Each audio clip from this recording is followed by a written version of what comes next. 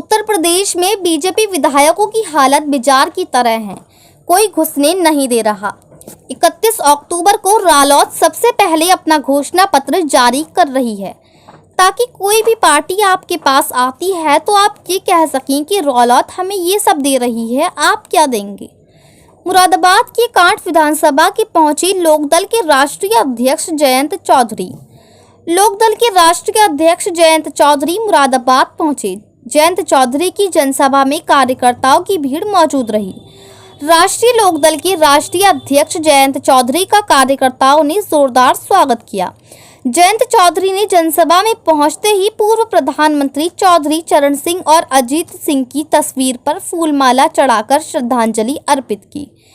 Can't विधानसभा के छजलेर थाना क्षेत्र में जयंत चौधरी ने जनसभा को संबोधित किया। जनसभा में सुरक्षा की दृष्टि से भारी पुलिस बल भी मौजूद रहा। सपा की राजभर में गठबंधन पर असर तो पड़ेगा ही। बीजेपी से नाराज किया है और हम लोग भी कोशिश कर रहे हैं, जल्दी निपट जाएगा। पिछला चुनाव भी समाजवादी पार्टी से मिलकर लड़े थे और आज भी बातचीत चल रही है। किसानों के आंदोलन पर कहा कि हल करना भी नहीं चाहती सरकार, और ये लगाई हमारी सरकार बनती है तो काफ़ी घोषणाएं हमने की है। एक तो जो बिजली का बिल है जो पुराना है वह माफ़ हो और आगे के लिए किसानों और बुनकरों के लिए जो रेट है वह आधा हो।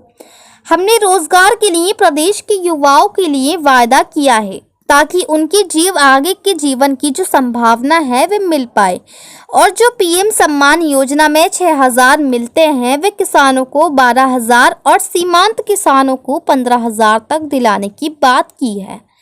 जयंत चौधरी ने कहा कि सत्ता में काबिज लोग किसानों का दुख दर्द नहीं जानते हैं, वे जमीन पर पैर ही नहीं रखना चाहते।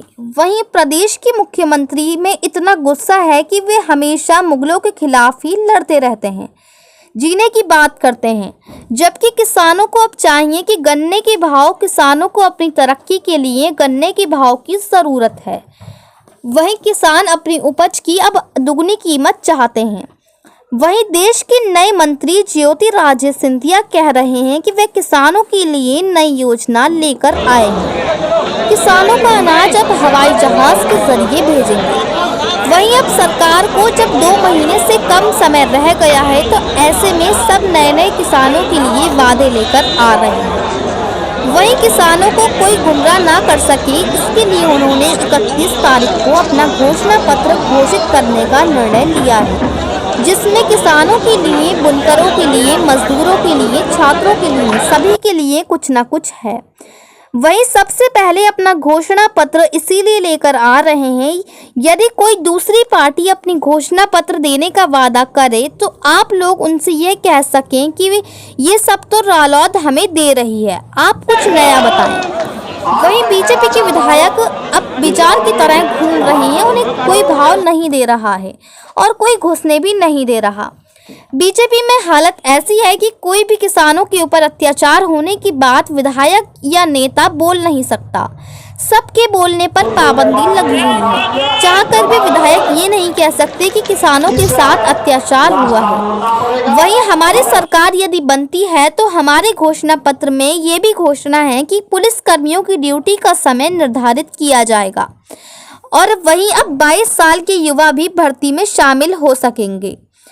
23 दिसंबर को चौधरी चरण सिंह जी के जन्म दिवस पर हर वर्ष किसानों को 12,000 से 15,000 राशि प्रदान की जाएगी, जो कि एक शुरुआती होगी। अभी 23 दिसंबर आने वाली है, कहीं चुनाव भी आने वाला है, तो मोदी जी को चौधरी चरण सिंह जी भी याद आ जाएंगे। वहीं प्रदेश में मजदूरों की हालत बद से बदतर है। प्रदेश के पड़ोसी राज्य में हरियाणा में मजदूरी 310 है, जबकि उत्तर प्रदेश में उससे 40% कम मजदूरी है।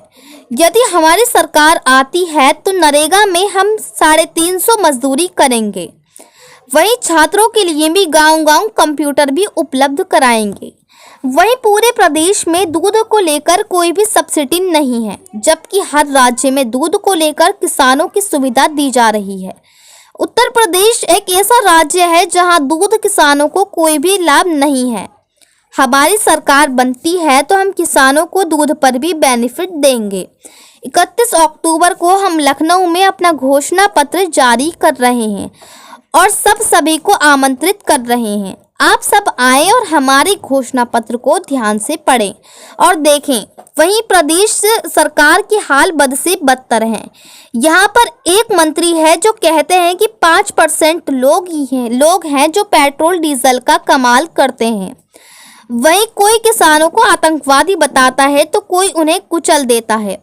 नौकरी आ नहीं रही है, नौकरियां खत्म होती जा रही हैं। आरक्षण का भी आप क्या करेंगे? जब आरक्षण भी आप क्या करेंगे तो हम 1 करोड़ नौकरियां देंगे। बात करते हुए जहां उन्होंने समाजवादी पार्टी से गठबंधन की बात को नकारा नहीं। किसान यूनियन के नेता टिकैत के पाकिस्तान और भारत के मैच हराने के बयान पर उन्होंने कहा कि ये उनका कहना है, लेकिन जब पैरा ओलंपिक में जीत ली तो मोदी जी कहते हैं कि जीत उनकी वजह से हुई है। ऐसे में हर उपलब्धि का क्रेडिट खुद देश के प्रधानमंत्री लेना चाहते हैं। मुरादाबाद से परवेज अंसारी की रिपोर्ट। मैं देशभक्तियां मानता हूं, एक जाति के लिए मैं एक चीज कहना चाहूंगा, एक शेर बुलाऊंगा कि तुमने चाहा ही नहीं, पिछला चुनाव भी हम साथ मिलकर लड़े थे और इसलिए उसी राह पे हम चल रहे हैं। लेकिन आप जो संकल्प पत्र जारी कर रहे हैं तो ये सहयोगी दल से बात करके कर रहे हैं या खुद से कर रहे हैं? देखिए, हमारी पार्टी अलग है और इसलिए अलायंस में भी कोई पार्टी अपने मुद्दों को नहीं छोड़ती। इसलिए पहले हम जनता को अपने मुद्दे बता रहे हैं। जब अलायंस होगा तो मुद्दों पे सहमति होगी और जब 2 पार्टियां होती, जरूरी नहीं है कि हम 100 बात कहेंगे 100 में से 100 मानी जाएंगी। जरूरी नहीं है सरकार बनेगी कि 100 में से 100 काम होंगे, लेकिन हम अपने निश्चय को जनता के बीच ले जा रहे हैं। ये हमारा संकल्प है। जयंती टिकैत साहब ने एक बयान दिया है कि जो अभी T20 का मैच हुआ था, T20 मैच हुआ था, मोदी जी ने उसको मैच को हरवाया है। इस पर क्या कहना चाहोगे? नहीं, मैं उस पर क्या कहूँ, उनकी प्रतिक्रिया मैं इसमें क्या कहूँ। भाई, एक बात है, पैरा ओलंपिक जब खिलाड़ी मेडल जीत के आते हैं उसका श्रेय मोदी जी लेना चाहते हैं, सच्चाई है। लेकिन जब किसान देश का आत्महत्या करता है तो जवाबदेही किसी की नहीं। हमारे प्रदेश के ललितपुर के 2 किसानों की, एक ने तो आत्महत्या की है और एक की मौत हो गई। 3 दिन वो लाइन में खड़ा रहा खाद के लिए, वहाँ कोई जिम्मेदारी नहीं लगी। ये सच्चाई देश की। बॉर्डर के पास 6 महिला किसानों की फिर मौत हो गई है, जिसमें से बताया जा रहा है कि 3 महिला किसान थी जिनको ट्रक से चढ़ा के। हाँ, बॉर्डर पे ट्रक चला, लेकिन वो मुझे लगता है कि दुर्घटना होगी। मुझे पूरी जानकारी उस घटनाक्रम की नहीं है और मैं संवेदना व्यक्त करना चाहूँगा उन परिवारों के प्रति, क्योंकि बहुत बड़ी कुर्बानी है। अपने काम को, परिवार को, क्षेत्र को, गाँव को छोड़ करके वहाँ लोग जमे हुए, उनकी सुनवाई होनी चाहिए। ठीक है।